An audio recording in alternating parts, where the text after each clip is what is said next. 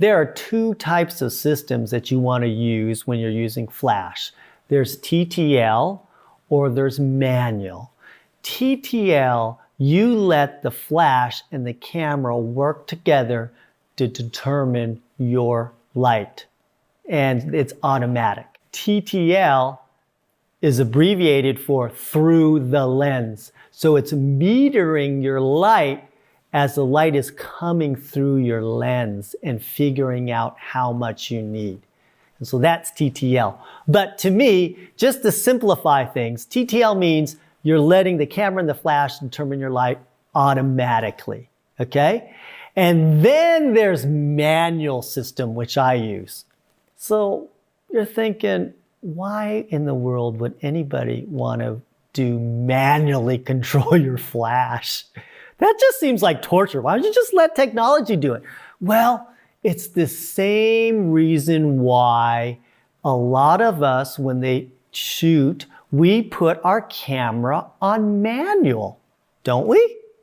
And there's plenty of other modes we could put our camera on. We could put it on the Running Man. We could put it on the macro. We could put it on the portrait picture. Why don't we do that? Why do we put it on manual sometimes? I can say the same thing. It's like, why don't you just put it on the portrait, dude? If you're taking portraits, why do you put it on manual for? It's because manual, you have full control. You see, the camera doesn't know your vision. The camera says this exposure is good for everybody. But no, we know for a fact sometimes people like it a little bit darker, or some people like a little bit brighter. And when you're in manual, you control your vision. And a lot of times, what happens, just like when you're in P mode, it doesn't get you the exposure that you quite like. Even if you're dialing the EV button, you still can't get it right. The camera gets confused because it doesn't know what your vision is. It doesn't know what you want exposed. So that's the same thing with lighting. When I manually control my light, I am in full control. The case in point is studio lighting. Now, if you went to your store and you went up to the counter or you're searching Amazon and you go, hey, I want to buy a studio lighting kit. Do you have anything that's in TTL? If you're with a salesman, he may start laughing at you because it is known for a fact you never use TTL lighting in the studio. They don't even make it. Why? It's because studio, you want full control of everything. And so you want to control your light. Manual is there. Now, TTL might be great, and I'll use it in a pinch, and I'll use it in certain situations, but in general, I want to be able to control my light. And once you learn how to do that, you're really going to start being an expert. You want to be a master at lighting, and you want full control. Now let's explain why you have more control in manual than in TTL. Now let's talk about a TTL situation and what actually happens.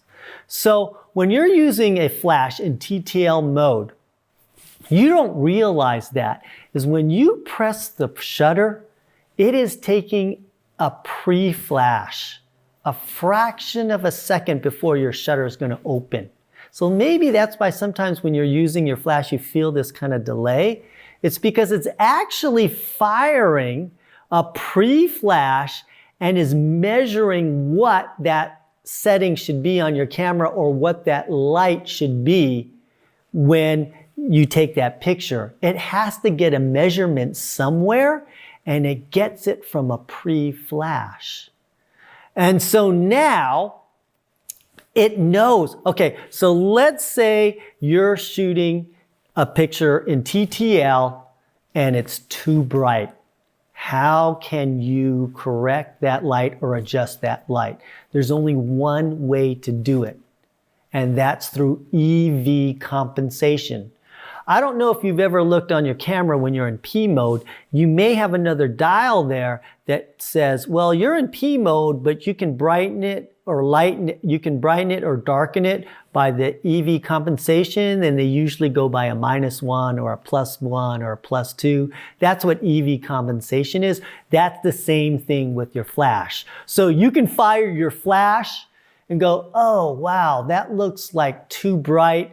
I'm going to bring that down a stop. I'm going to put it at -1. That is the only way to control your flash.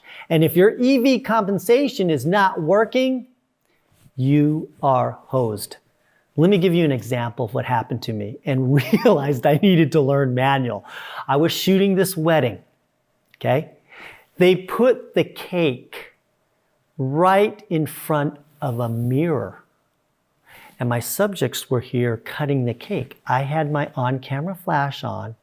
I was, of course, in TTL because I didn't even know how to use manual that time. What was happening? My flash was firing. The light was being reflected in the mirror. So the camera thought there was 3 times, 4 times much light on my subject because it was being fooled by the mirror and that light coming right back through my lens. So every single picture I took was dark. And you should have seen me swearing and that dial, that EV compensation, I'm like pulling it all the way up and it's still dark, it's still dark, it's still dark. I finally just had to say, you know what? I'm gonna mess with this in Photoshop later. It's all dark. I don't know what's happening. I didn't understand manual because your camera can get fooled, especially if you have more than one light source.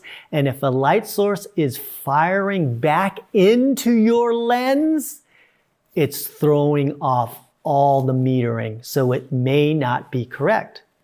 And also, your light is firing, and the farther away your light is to your subject, the more confusion there could be on what you actually want lit up because it's lighting up a bunch of stuff. And so it doesn't really know. And so the farther away you put your light source, the more inaccurate it will be. And so that's another thing that you have to realize, that where EV compensation won't work. It will work a lot of the times and it's pretty accurate. But if you really want to master light and control things and you're in a crucial situation and you got to get that light just right, you should know, even if you do shoot in TTL with your lighting, you still should understand how to manually control it when you need it. Here's why a manual flash, you will have more control because you can control the light in 4 different ways, okay? 1, by flash output. You can tell it exact amount of light that you want. You can just dial it in or dial it up. So if you take a picture and it looks too bright, you can just click it down and sync up the right light of what you want. It's up to you, it's your own taste. 2, here's a huge one, distance to your subject. So when I fire my flash in a manual situation, and let's say, that light doesn't look strong enough, I can just move my light closer to my subject. Oh, it's too bright. I can just back it up. I can control by distance to the subject. That doesn't happen in TTL because the TTL, it measures the distance from the light to the subject. And it knows. So if you're 10 feet away and you're in TTL mode and then you move the flash 5 feet closer, oh, you moved your flash 5 feet closer. I'm going to compensate for that. There's no override, okay? But in manual, I can control my light output by distance, and I do that a lot. 3rd, by aperture. Let's say I am shooting a picture and I'm at f2.8, which is a pretty large aperture. I fire my flash. I'm in 1/4 power, let's say. I look at it. Oh, that's too bright.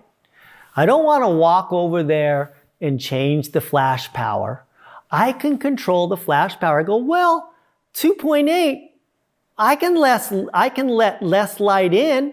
And if I move my f-stop to f4, it will limit the light into my camera, and therefore I'll get less light through my flash.